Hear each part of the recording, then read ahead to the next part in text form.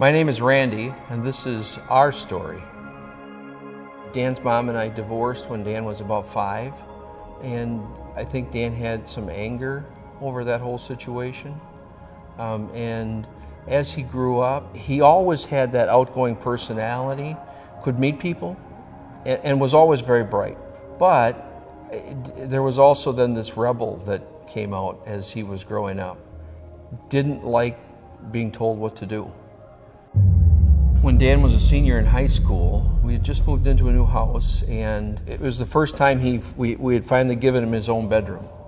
And when football season ended, he said, "I'm out of here." And he moved out and went to live on his own because he didn't want the rules and structure that existed in our house. We heard stories about parties and issues there, and then there was an underage drinking party that the police came to, and there were a bunch of citations given out, and Dan got some fines, and there was an OWI in there at some point.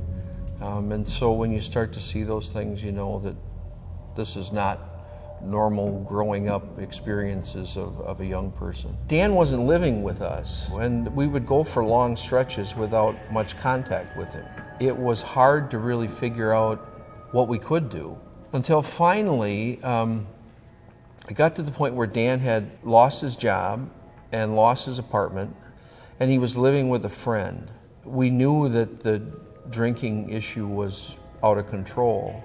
His friend's family finally had enough of Dan as well. It was the day after Thanksgiving, and Dan had been with us for Thanksgiving Day, but then that night things apparently got out of control with the family he was staying at. They called my wife and said, "We're bringing Dan home. He can't stay here anymore. We're bringing his stuff with us." I was at work, and he showed up there, and they literally dumped everything off that he had in our parking lot.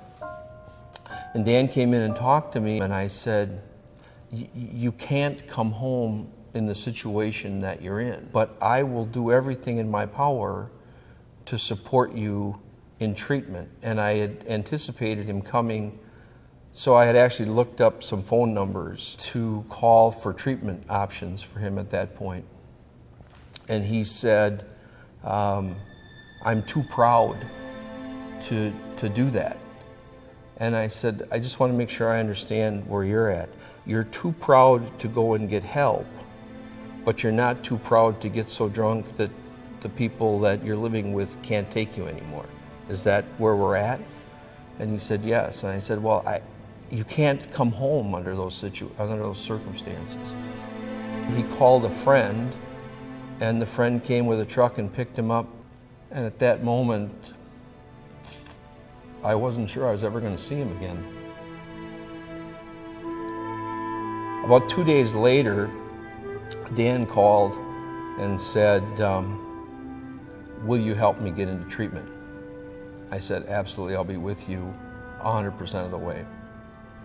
And that started the road to getting our son back. I think too many times the stigma that comes from people being afraid of what other people will think prevents them from getting the help that they need. The Mooring House and STEP gave Dan the professional help that he needed. You know, we as a family knew there was a problem, but it wasn't something that we could fix. We could support. It would be like me trying to take care of my own medical problems, do my own appendectomy surgery, or set a broken leg. I can't do that. I know there's something wrong, but I can't fix it. And so the programs between the combination of Mooring House and STEP gave Dan the help that he needed, that we could support him as a family in getting through, but that we could never have provided on our own. Mooring House was a great experience for Dan because it gave him some structure. It gave him an opportunity to get connected with STEP because Dan was not working at that point in time. And so it gave him a chance to get a job and get some work experience and realize that the shame that people felt from admitting that they have an addiction is not nearly as bad as the shame of being addicted. I'm not sure enough people know that the programs even exist. And so, we can do more to promote and make people aware that this alternative is out there. Dan is like,